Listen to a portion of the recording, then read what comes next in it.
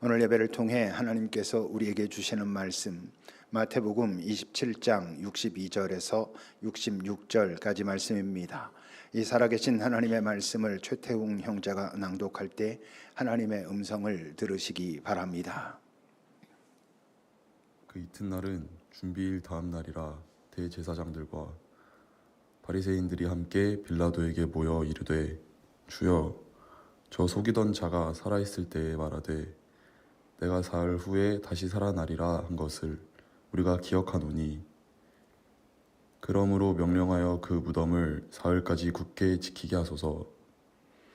그의 제자들이 와서 시체를 도둑질하여 가고 백성에게 말하되 그가 죽은 자 가운데서 살아났다 하면 후의 속임이 전보다 더 클까 하나이다 하니, 빌라도가 이르되 너희에게 경비병이 있으니 가서 힘대로 굳게 지키라 하거늘, 그들이 경비병과 함께 가서 볼을 임봉하고 무덤을 굳게 지키니라. 아멘. 하나님의 말씀입니다. 하나님, 오늘도 주의 말씀으로 우리를 가르치소서. 이 땅을 살아가는 이 여정을 주와 함께 잘 동행하는 그 지혜를 가르치시고 실제로 실천할 수 있는 용기도 또 그런 힘도 함께 허락하여 주십시오. 우리가 모으는 예물이 이 땅에서 주의 마음에 따라 잘 사용되도록 우리가 깨어 그리고 겸손하고 그리고 사랑으로 그 자리에 함께하게 주님 인도하옵소서. 각처에 흩어진 우리 지체들이 있습니다. 어디에 있든 주님을 향한 마음이 지금 이 자리에 있는 우리들과 같은 마음이기를, 한 마음으로 예배하는 시간이 되기를 바랍니다. 예수님의 이름으로 기도합니다. 아멘.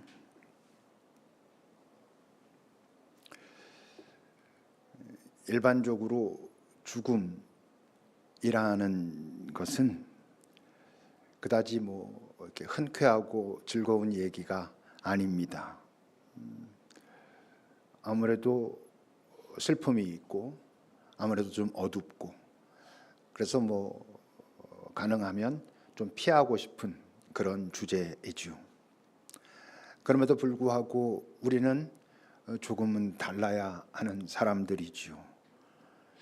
오히려 그 죽음을 의식하지 않는 삶, 죽음이라는 게 우리의 이 땅의 삶의 일단락인 건데, 그 삶의 일단락이 있다는 것을 자각하고 의식하고지 않고 사는 삶, 그걸 의식하지 못하고 있다는 것은 영혼을 우리가 놓치고 있다는, 적어도 그 순간 그런 뜻이니까 그런 삶이 오히려 우리가 경계해야 되는 삶이라고 하는 거죠. 왜냐하면 나의 이 땅에서의 삶은 끝이 있다, 그리고 그것이 그런데 끝이 아니다라고 하는 인식이 결국 나의 현재에 영향을 주거든요. 그런 인식을 정확하게 잘 갖고 있는 자들이 이 현재의 의미를 더 잘 인식하고 이해하고 나름 긴장하면서 살 수 있기 때문에 그렇습니다. 그래서 지혜서라고도 하는 그 전도서는 12장까지 있는데 그 마지막 장의 처음은 이렇게 시작합니다. 너는 청년의 때, 저 청년의 때란 젊은 날 이런 뜻이 아닙니다. 네가 너의 의지를 가지고 힘을 가지고 이렇게 살아가고 있는 그동안, 이런 이야기입니다. 그동안 너의 창조주를 기억하며 살아야 된다. 그렇게 살아야 너의 그 현재를, 지금 살아있는 그 순간을 잘 살 수 있어 라고 말씀하시지요. 어떤 경우가, 어떤 때가 곧 오니까, 곤고한 날이 이를 테니까, 이제 나는 아무 낙이 없다고 할 그런 때가 가까이 올 테니까, 그렇게 되면 네가 너의 지난 삶을 돌아보며 내가 왜 이렇게 살았지? 이렇게 될 거란 걸 왜 기억하지 못하고 의식하지 않고 그냥 막 살았지? 라고 후회할 수도 있으니, 그런 때가 오기 전에 너의 창조주를 기억하라. 창조주를 기억한다는 것이 우리의 말로 하면 영원을 기억한다는 것이고, 영원을 기억한다는 것이 나의 이 땅에서의 삶은 마감하는 순간이 있지, 적어도 이 땅에서를 의식하며 살아야 된다고 하는 거지요. 우린 보통 죽음이 다가왔다 이렇게 말하지만, 정확하게 말하면 죽음이 다가오는 것이 아니죠. 우리가 죽음을 향해 나아가고 있는 것입니다. 한 걸음 한 걸음 우리가 죽음을 향해서 걸어가고 있는 거지요. 물론 그 죽음의 시점이 언제인지 우린 아무도 모릅니다. 그럼에도 불구하고 나는 지금 그 죽음, 이 땅에서의 내 삶의 마지막을 향하여 걷고 있는 중이다라고 하는 인식은 현재를 소중하게 사용하게 하는 거지요. 이 땅에 지금 우리가 현재 살아있지만 이 땅에서의 마지막을 향해서 걸어가는 동안 우린 많은 선택을 하고 그리고 그것을 실행하며 살아갑니다. 그리고는 얼마나 진지하게 얼마나 정확하게 살펴볼진 모르지만 그 마지막 어떤 순간이 되면 이제 내가 다 끝났구나 하는 순간이 되면 그렇게 선택하며 실행하며 살아온 내 삶의 열매를 확인하고자 하고 그 열매를 평가하려고 하겠죠. 내 삶이 이랬어 저랬어 하면서 말이에요. 근데 이제 우리에게는 또 하나 거기에 이제 문제가 있죠. 내가 생각하는 그 열매에 대한 평가가 하나님께서 보실 때도 같을까라고 하는 거죠. 내가 볼 때 나름 잘 산 것 같고 그러나 남들보다 더 이렇게 살아왔으니 내가 잘 살았지 하는데 어쩌면 하나님은 아닌데 라고 하실 수도 있고, 내가 볼 땐 참 많이 부끄럽고 하나님 그래도 내가 이동안 이렇게 살아있는 동안 여기까지 살아왔는데 참 보니 하나님 앞에 제가 부끄럽습니다 라고 하는 마음이지만 하나님께서 보실 땐 아니야, 네가 애썼어, 네가 수고한 그 수고를 내가 알아 라고 말씀하실 수도 있고, 그러니까 그런 고민들을 우리는 이 땅에 살아가는 동안 하며 살아야 하는 것이지요. 우리가 이렇게 죽음에 대해서 이 세상과는 다른, 이 세상이라고 말할 때는 하나님을 알지 못하는, 예수를 알지 못하는 사람들과는 다른 인식을 갖게 된 가장 중요한 분기점은 뭡니까? 그건 물론 예수의 죽음입니다. 그 예수의 죽음을 통해서 우리가 확인한, 적어도 믿게 된 그 무엇? 하나님의 생명. 그 죽음이 이 땅에서 끝이라고 말하는 그 호흡의 멈춤이 끝이 아니라고 하는, 그것을 넘어서는 그 무엇인가가 예수님 그분에게 있었다는, 그래서 그것은 그분이 죽었을 때 확실하게 드러났다고 하는 그 인식이 우리로 하여금 이 세상과는 다른 죽음에 대한 인식을 가질 수 있게 된 거지요. 그래서 우리의 현재도 달라지는 것이고요. 그러니 생각해 보면 예수의 죽음은 우리의 죽음뿐만 아니라 또 우리의 죽음 그 이후뿐만 아니라 이 현재의 삶에도 새로운 통찰을 갖게 한 것입니다. 그분을 알았기에, 그분의 죽음과 그분의 부활을 알았기에 나의 죽음을 새롭게 보게 됐고 내 죽음 너머를 새롭게 생각하게 됐고, 바로 그렇기 때문에 나의 현재의 의미도 새롭게 갖게 된 참 소중한 그런 사건인 것이죠.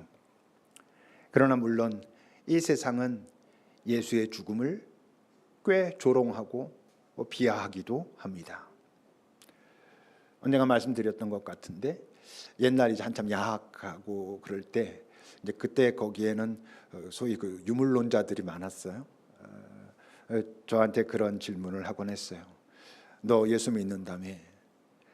예수가 너의 죄를 다 짊어지고 대신 죽었다며? 그런 희생을 했다며? 그때만 해도 네 맞습니다 이렇게 말하면 그는 이렇게 말하곤 했어요. 근데 사흘 만에 다시 살아났다며? 너를 위해서, 네가 죽을 거였는데 너를 위해서 대신 죽었는데 대신 죽은 사람이 사흘 만에 다시 살아났다며? 다시 살아난 것뿐만 아니라 그 다음에 모든 족속의 영광을 받는 존재가 되었다며? 그럼 그거 사기 아니냐? 이렇게 말하곤 했었어요. 너를 위해서 죽었다면, 대신해서 죽었다면 그냥 죽어야지, 다시 살아날 거 뻔히 알면서 죽었다며, 예고도 했다며, 그게 무슨 너를 위해서 죽은 거고 희생이냐? 그런 거라면 나도 하겠다, 뭐 이렇게 얘기를 했었어요. 물론 그 선배가 그렇게 말할 수 있었던 건 우리 교회에서 그 예수 십자가 사건에 대해서 좀 그냥 이렇게 두루뭉술하게 말했던 이유도 있어요. 우린 단순히 어떻게 말합니까? 예수님이 우리 죄를 지시고 우리를 위하여 대신 죽으셨다, 보통 이렇게 말하잖아요. 그래서 우리가 구원받았다. 그러니 우리를 위해서 대신 죽었으면 죽어야지, 다시 살아나면 그 이상한 거 아니냐, 이렇게 얘기를 하는데, 어떤 경우라도 그 선배가 놓치고 있는 게 있어요. 뭐냐면 그는 그게 불가능하다는 거죠. 왜? 그는 다시 살 수가 없는 존재거든. 다시 살아날 수 없는 존재. 하나님의 생명을 갖고 있지 못하니까 그는 자기가 나도 그런 거 해볼래. 그래서 다시 살아나가지고 나도 영광 받고 나도 하겠다. 아니, 그는 할 수가 없는 존재인 거죠. 근데 이제는 그도 할 수 있어요. 우리도 할 수 있는 것처럼. 근데 필요한 게 있죠. 뭐? 바로 예수님이 그 죽음을 이기고 다시 살아날 수 있게 한 그 생명. 그 생명을 그가 가지고 있다면 그도 죽을 수 있어요. 다시 살아날 테니까. 하지만 그는 희생은 아니죠. 우리를 위한 섬김은 아니죠. 그냥 하나님의 은혜고 선물로 다시 살아나는 영원의 생명이 되는 그런 은총으로 들어갈 수는 있는 것이죠. 여러분들, 우리가 그 예수의 십자가 사건이 무엇을 의미하는지 정확하게 이해하고 있지 않으면 사실 그런 식으로 따지고 들어왔을 때 대답하기가 어려워지게 돼 있어요. 저도 그 당시에는 버버버버 됐다니까요. 이거 뭐 어떡하지? 뭐 이랬던 적이 있거든요. 예수가 죽으신 것은 죽으심으로 생명을 보이신 사건이고 그 생명을 통해서 우리는 구원받는, 우리도 영원으로 들어가는 것이라는 것을 잘 이해하고 있어야 그런 조롱 또는 비하에 우리가 넘어가지 않습니다.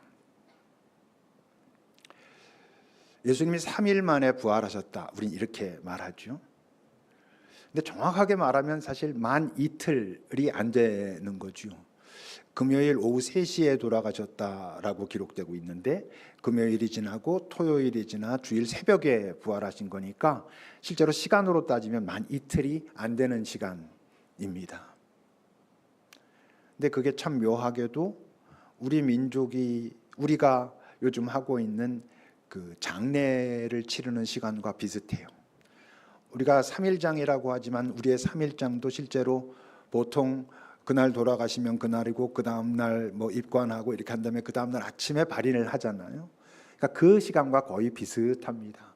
아주 그 돌아가신 것이 새벽에 돌아가시지 않았으면 대략 이틀 뭐 그렇게 정도 되는 그런 시간이에요. 여러분, 그러면 예수님은 그 약 이틀 정도의 시간이라 한다면 그 시간 동안 무엇을 하셨을까요? 그의 몸은 정확하게 모르겠어요. 왜냐하면 그 부활의 아침에 여인들이 그 무덤에 갔을 때 그 몸이 없었잖아요. 그러니까 어떻게 됐는지 그건 잘 모르겠어요. 그러나 그의 영은 분명히 그 생명의 영, 사망의 권세에 억눌려 있을 수 없는 그의 생명의 영은 일하고 계셨지요. 그래서 우리 예수 믿는 사람들은 누가 세상을 떠났을 때 우리가 보통 세상을 떠난 걸 영면에 드셨다 이런 말 하곤 하잖아요. 영면이라는 말이 영원히 잠들었다 이런 뜻이거나 영원히 쉼으로 들어갔다 뭐 이런 이야기예요. 물론 뭐 거기에 어떤 우리가 갖고 있는 의미들이 있지만 우리는 영원히 잠드는 존재들이 아니잖아요. 잠깐 잠든다고 말할 수 있어요. 성경에도 그래서 잠시 잠들었다 이렇게 말은 하니까, 그러니까 영면에 든 게 아니라 그때도 예수님은 일하셨어요. 베드로전서 3장을 보십시오. 그리스도께서 단번에 죄를 위하여 그 순간 돌아가셨고 의인으로서 불의한 자를 대신하셨다. 이제 저런 표현을 주님께서 내 죄를 위하여 대신 죽으셨다 이렇게 표현하기 시작하면 그 말에 더 깊은 의미를 우리가 해석하지 못한 채, 갖고 있지 못한 채 말하기 시작하면 널 위해서 죽었다면서 다시 살아나면 사기야 이렇게 말한다는 거예요. 그렇게 하신 것은 우리를 하나님 앞으로 인도하려 하심이라. 그가 죽으셨는데 우리를 하나님 앞으로 인도한다는 뜻이 뭐예요? 그의 죽음을 통해서 그 안에 있었던 하나님의 생명이 드러났고 그 생명을 우리에게 보이심으로 너희들 모두 바로 이 생명의 나와 같이 연합함으로 하나님 앞으로 나아가자. 내가 바로 진리고 바로 그 길이거든. 이렇게 말씀하셨단 말이에요. 그러니까 육체로는 죽임을 당하셨지만 영으로는 죽을 수 없는 분이셨다라고 말하면서, 근데 그때 그는 영으로 옥에 있는 영들에게 가서 선포하셨다 이렇게 말해요. 옥에 있는 영들에게 선포하셨다라는 말을 이렇게 해석하기도 합니다. 아주 급진적인 자들은 예수님께서 그 십자가에서 죽으셨을 때 영으로 음부에 내려가셔서 그 음부에 잡혀 있는 영들에게 새롭게 기회를 주셨다라고 해석하는 사람들도 있어요. 우리는 이 땅에서 사는 동안 예수 안 믿으면 끝, 이렇게 보통 전통적으로 말하잖아요. 근데 이 말의 해석을 예수님이 그때, 그 전까지는 예수를 몰랐으니까, 예수 생명 몰랐으니까, 이제 예수님이 그 순간 그 소위 말해서 지옥에 가서 거기 지옥의 권세에 잡혀 있는 자들에게 다시 기회를 주셨다라고 말하는 사람들도 있고, 일반적으로는 이것을 그렇게 해석하지요. 예수께서 영으로 그 사망의 본진, 사막의 본진으로, 사망의 본진에 가셔서 승리를 선포하셨다, 선언하셨다, 이렇게 이제 이야기하죠. 어쨌건 그 예수님께서 무덤에 계시다고 사람들이 생각하는 그 순간 예수님이 하신 일은 뭐예요? 하나님 나라, 새로운 하나님의 나라가 시작되고 있다, 새 창조가 시작되고 있다라는 것을 지금 선포하기 위한 마지막 정리, 사망의 권세를 완전히 무너뜨림으로 이제 새로운 시대, 새로운 하나님의 창조, 새 하나님의 나라가 시작되고 있다는 것을 이제 보이시는, 궁극적으로 뭘로 보이셨죠? 그가 부활하심으로 그걸 보이셨잖아요. 그런 마지막 정리를 하고 계셨던 거죠. 근데 여러분, 예수님께서 무덤에 계신, 정확하게 말하면 무덤에 계신다고 생각했던 제자들은 그때 뭐 하고 있었습니까? 그 약 이틀 정도 되는 그 시간 동안 숨어 있었잖아요. 왜 숨어 있었어요? 두려움으로 인해서 숨어 있었죠. 그들이 두려워했던 건 뭐였어요? 죽음이었잖아요. 당신의 선생 예수가 죽었다는 사실이 두려웠고, 그건 바로 어디에 연결됐어? 나도 죽을 수 있다라는 두려움 때문에 그들은 숨어 있었잖아요. 그건 나쁘지 않아요, 사실. 어쩔 수 없는 거죠. 왜? 부활을 모른다는 건 결국 뭘 모르는 것과 같아? 죽음이라는 것의 실체를 모르는 것과 같죠. 부활을 알기 전 인간은 죽음의 실체를 알 수가 없어요. 부활을 보기 전에. 그러니까 부활을 모르면, 죽음의 실체를 모르면 죽음은 두려운 것입니다. 그것이 끝이라고 우리는 보이니까. 지금까지 우리의 많은 먼저 떠난 자들이 끝난 것처럼 우리는 알고 있으니까, 부활의 현실을 모르면, 부활의 생명이 있다는 것을 모르면 죽음은 두려운 것이고, 그래서 그 제자들은 예수님이 그 죽음의 권세는 끝났다고 선포하고 있던 그 순간 제자들은 죽음을 두려워하면서 숨어서 떨고 있었어요. 그러면 여러분, 우리의 이 땅에서의 그 장례 기간이 예수님이 우리가 소위 무덤에 계셨다라고 그냥 쉽게 표현하는 그 시간과 비슷한 시간이라 그랬잖아요. 한 사람이 세상을 떠나고, 그래서 이제 장례가 시작됐어요. 한 이틀 정도. 그 시간 동안 유족들은 슬퍼하면서도 손님들을 받고 뭔가 분주하고 뭐 막 이래요. 근데 그때 그 막상 죽은 당사자 고인은 뭘 하고 있을까요? 그의 몸은 어디 있어요? 냉동고에 있죠. 상하면 안 되니까 냉동고에 있어요. 그의 영혼은,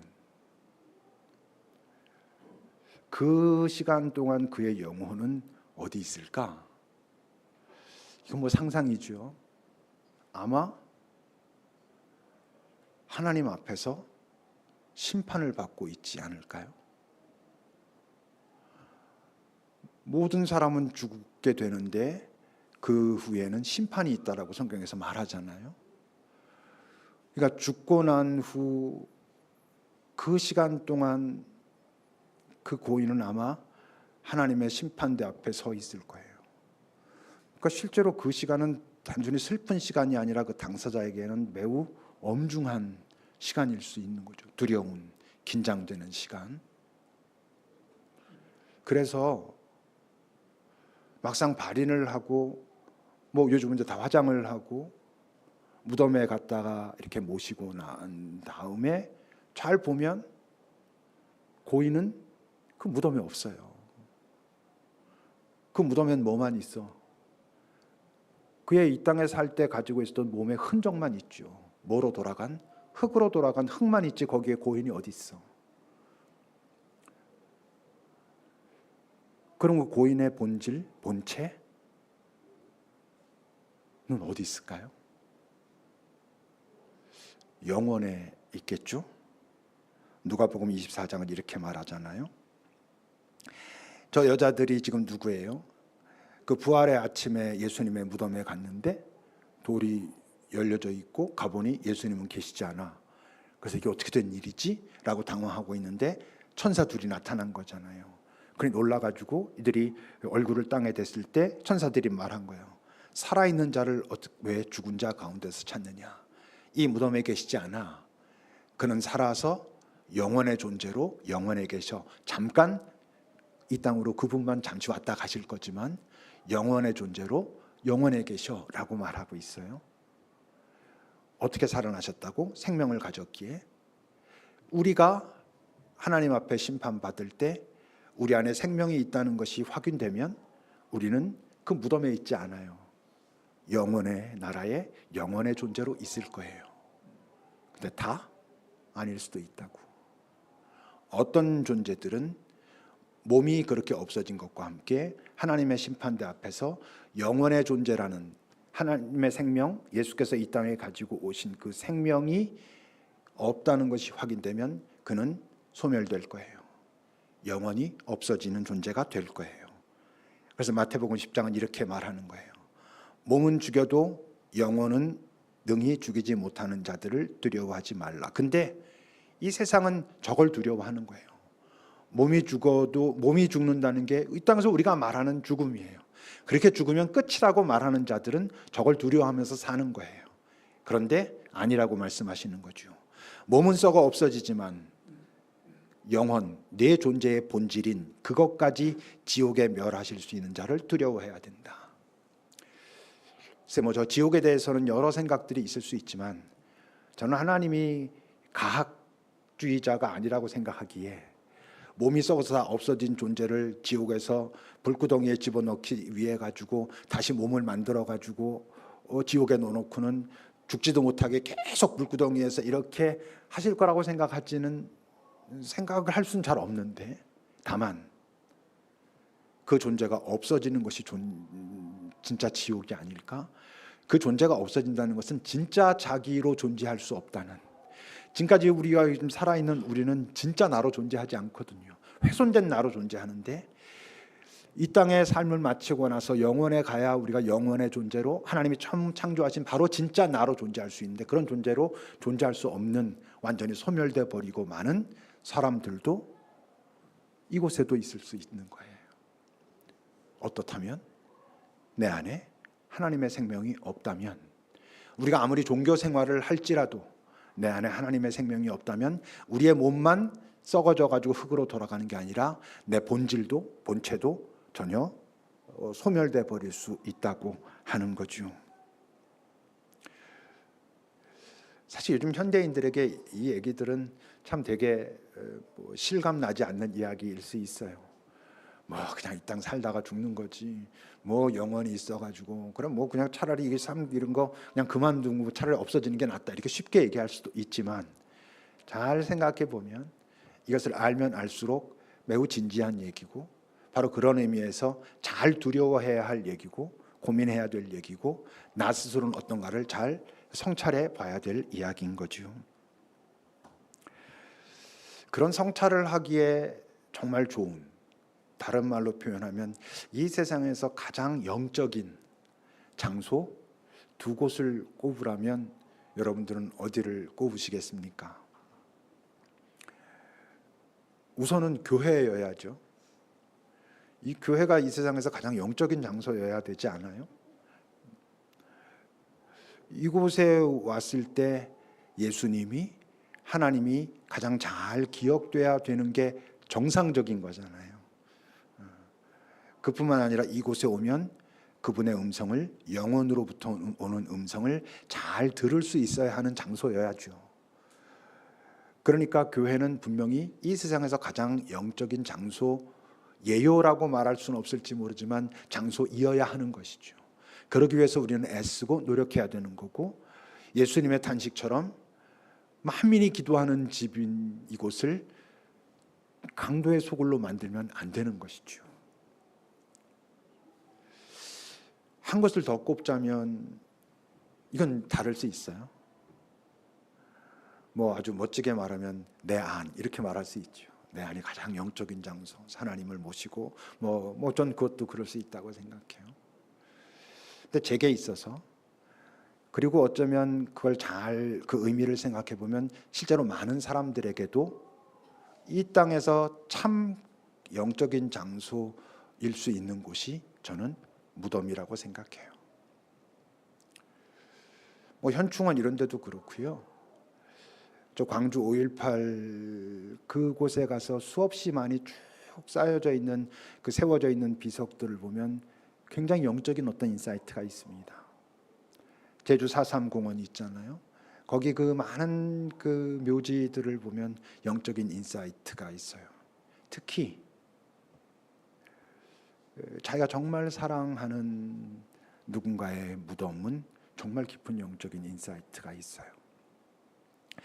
그곳에 가면 이 교회에 왔을 때 예수님, 나의 주 하나님을 기억하고 그의 음성을 듣는 것처럼, 그런 무덤에 가면 그를 잘 기억하고 그리고 그를 통해서 들려오는 영원의 음성을 들을 수 있거든요.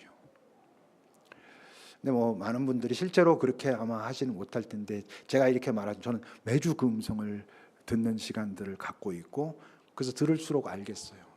그곳에 머물러 볼수록 이곳이 참 나를 맑아져야 한다고 말하고, 이곳에서 들려오는 음성이 영혼과 닿은 음성인 게 참 많이 맞구나. 그래서 내가 이렇게 찔리고 내가 좀 어렵고 다시 새 힘을 얻고 이러는구나 하는 생각들을 하곤 하거든요.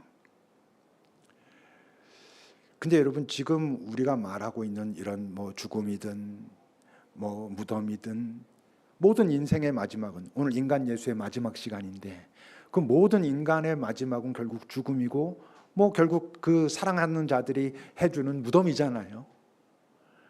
근데 이 죽음과 무덤을 지금 우리가 이렇게 해석할 수 있는, 세상과는 다르게 해석할 수 있는 그 대전제는 뭐예요? 예수께서 부활하셨다는 거예요. 이 땅에 오신 예수님, 그분께 영원의 생명이 있었다라고 하는 그 전제가 없이 우리가 하고 있는 이 모든 얘기는 다 헛얘기가 되는 거죠. 근데 여러분은 정말 부활을 믿으십니까? 믿는 것 같을 수는 있어요. 근데 잘 생각해 보셔야 돼요. 나는 정말 예수의 부활을 믿는가? 죽음 너머의 세상, 그 세상으로 들어갈 수 있는 하나님의 생명, 그 생명을 예수께서 가지고 오셨고, 거기에 연합될 때 나는 진짜 나를 향하여 이 땅의 삶을 마치고 나면 갈 수 있다라는 걸 난 정말 받아들이고 있는가? 여러분, 이건 교회 오래 다닌 거랑은 어쩌면 관계가 없을 수도 있어요. 보면 62절부터 보세요. 그 이튿날은, 이건 예수님이 십자가에 달린 다음 날, 우리로 말하면 토요일이에요. 그날 대제사장들과 바리새인들이 빌라도에게 가서 말해요. 저 속이던 자 예수를 말합니다. 지금은 죽었는데 살아있을 때 그렇게 말했습니다. 사흘 후에 내가 다시 살아나리라 한 것을 우리가 기억하고 있는데, 그러면서 그러므로 혹시라도 모르니까 그 병사들에게 지키라고 하십시오. 혹시 그의 제자들이 와서 시체를 도둑질해 간 다음에 사람들에게 말하긴 부활하셨어라고 말하기 시작하면 그 혼란은, 그 속임은 그 전에 그가 이 땅에 있을 때 막 사람들을 헷갈리게 하는 것과는 비교도 할 수 없을 만큼 혼란스러워질 테니 잘 지켜서 그 시체 잘 지키십시오, 이렇게 지금 얘기하는 거예요. 이 모든 종교 지도자들도 그렇고 권력자도 그렇고 많은 이들이 예수의 부활을 인정하지 않았어요. 그리고 지금까지도 그래요. 예수의 존재, 또는 인간 예수는 훨씬 더 많이 인정하죠. 뭐 4대 성인 이런 얘기 하잖아요. 뭐 그분의 가르침 이런 얘기는 예수 믿지 않는 사람들도 많이 합니다. 예수의 가르침에 이런 게 있어. 뭐 사랑하라 그랬어. 뭐 나누라 그랬어. 원수를 뭐 어떻게 하고. 근데 그것하고 부활의 예수를 믿는다는 것하고는 다른 얘기예요. 우리가 예수를 믿는다고 할 때 그것은 그냥 단순하게 말하면 무엇이어야 되냐면 그분의 부활을 믿는 것과 같은 거예요. 여러분은 그러십니까? 근데 그거를 정말로 내 안에 꽤 받아들이고 있는 자만 여러분들의 삶의 마지막 순간 입을 열어 말하지 못할진 모르지만 이런 고백을 할 거예요. 내가 목마릅니다.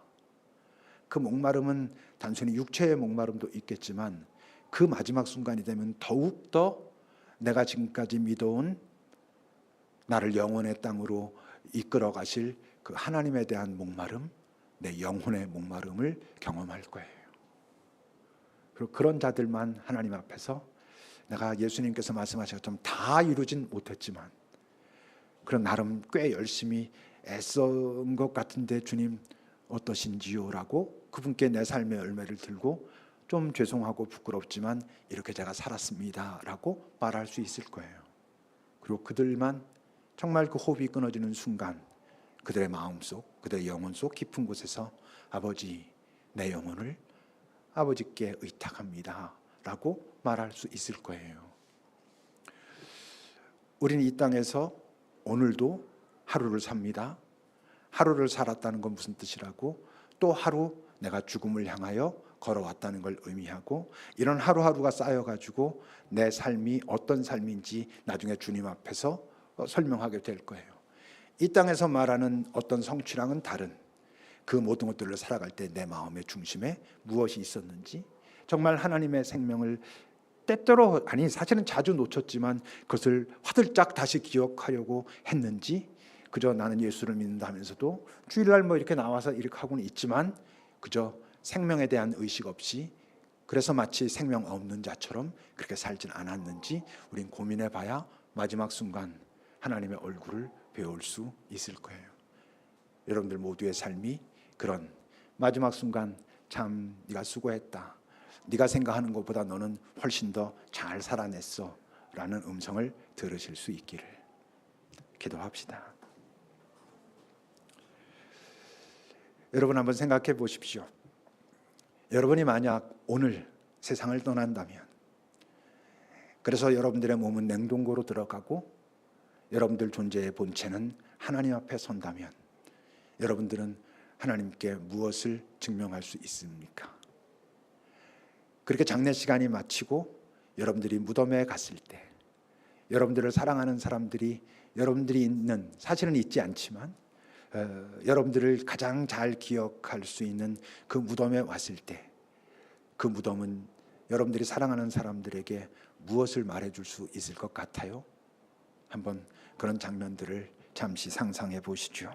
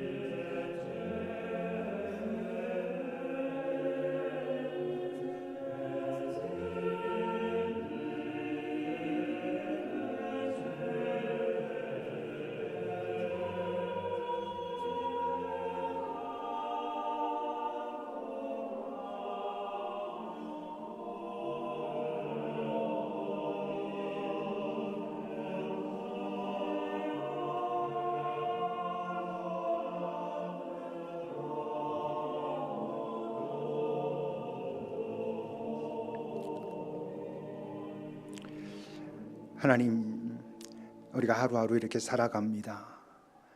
그러나 오늘을 살면 내일이 저절로 다가오고 하는 게 아니라는 것을 우리가 의식하고 있어야 오늘을 잘 사용할 수 있게 된다는 걸, 오늘 사용해야 될 그 오늘의 의미가 있다는 것을 우리가 기억하고 살아가게 하옵소서. 하여 그 오늘이 쌓여 내 삶의 마지막 내 인생이 하나님께서 보실 때 수고했다, 애썼다, 귀한 것들로 살아냈다라고 칭찬받을 수 있는 우리들이 되었으면 좋겠습니다.